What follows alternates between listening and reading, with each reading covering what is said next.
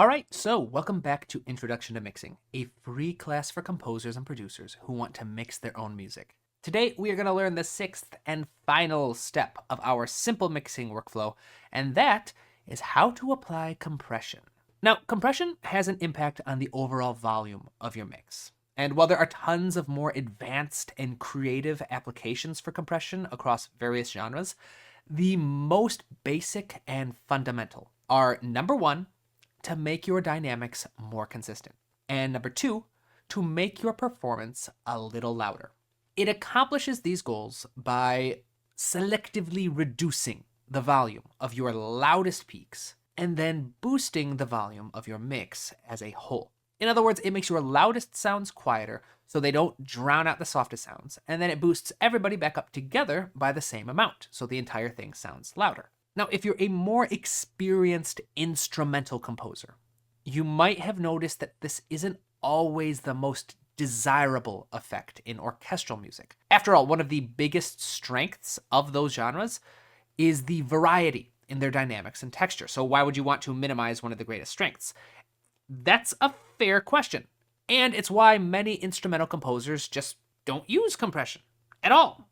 And it's a valid approach. If you took care of your balancing and your panning, and you did your due diligence with reverb and EQ, then compression isn't all that important comparatively. Still useful, just not crucial to the basic mix of instrumental music. However, film composers generally do include a little bit of compression because they have other things they need to account for. They need to make sure that the music is a bit easier to mix with things like dialogue and sound effects.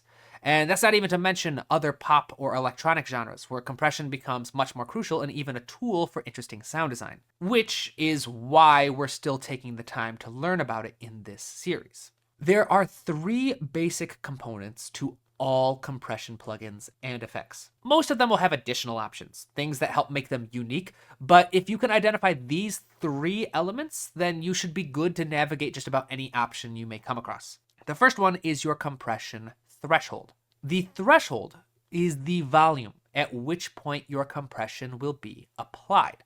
Almost a little bit like the cutoff frequency from our EQ filters, but applied to volume, not frequency. For now, let's just say I choose to set my threshold at minus 20 decibels. Each and every sound in my mix that goes beyond this minus 20 decibel threshold is now going to get compressed, meaning their surplus volume will get reduced by a ratio.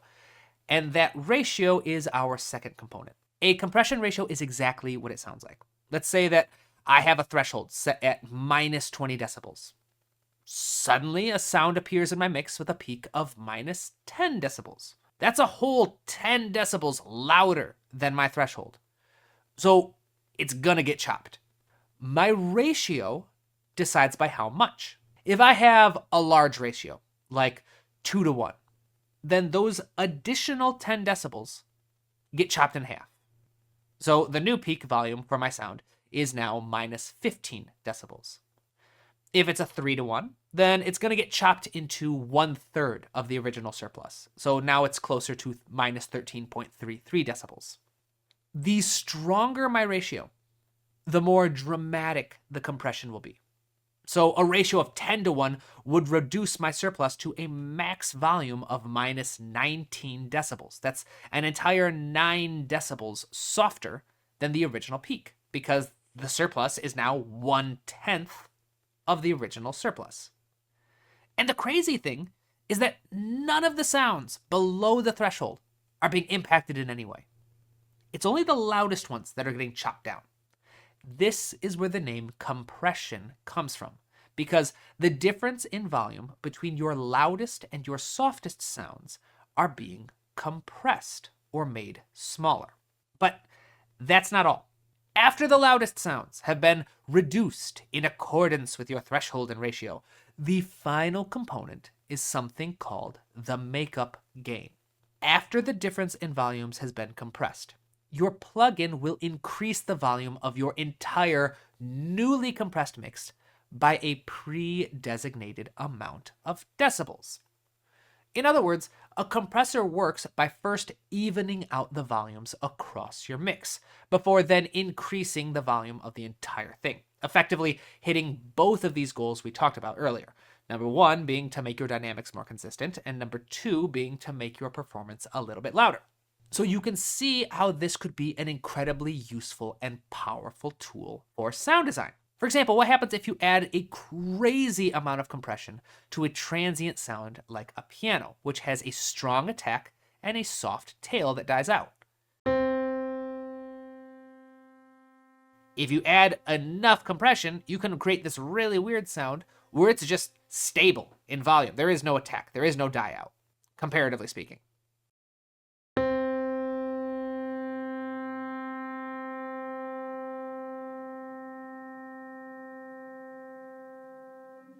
But right now, we're not looking for a bunch of crazy stuff like this, even though it's really cool.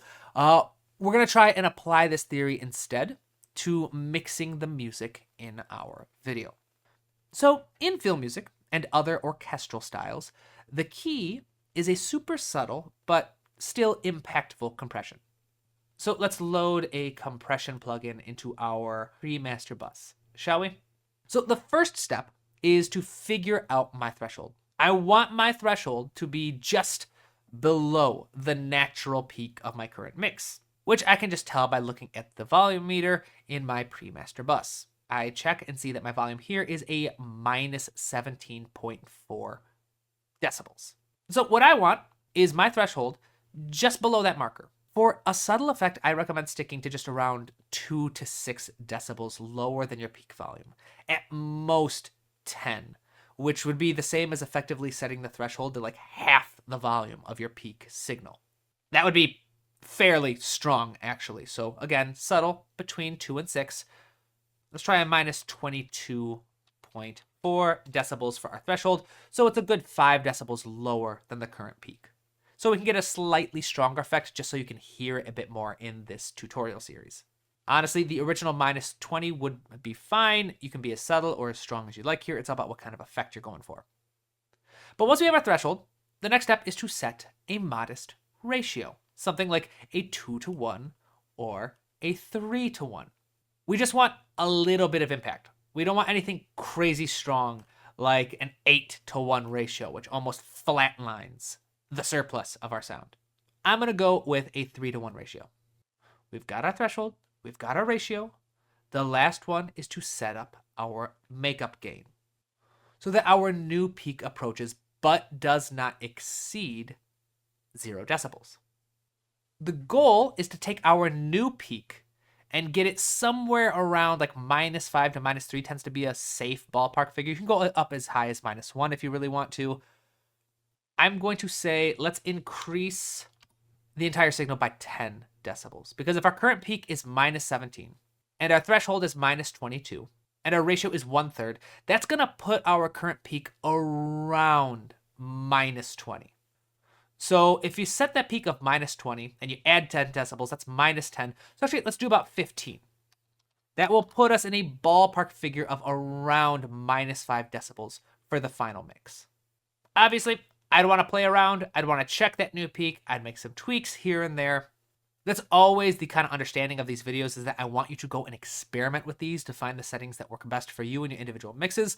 But since this is a tutorial and it does behoove us to try and keep this as succinct and direct as possible, I'm going to go ahead and say 15 decibels is good enough for now.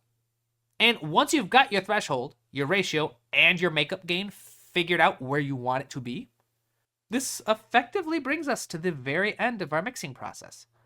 So let's listen one last time to the original mix of this music from way back in episode 1, before we even started any of this. Then we'll listen to the final product, and I'll summarize everything we've learned and wrap up the new series.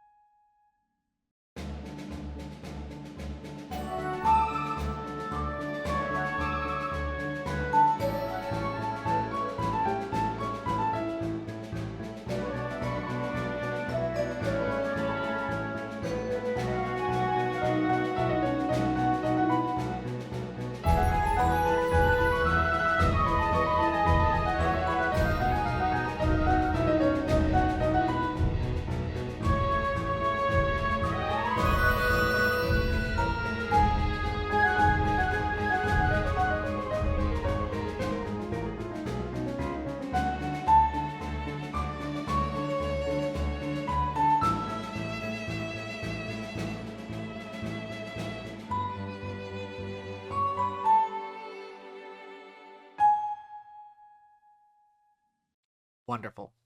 A simple basic mix, but impactful.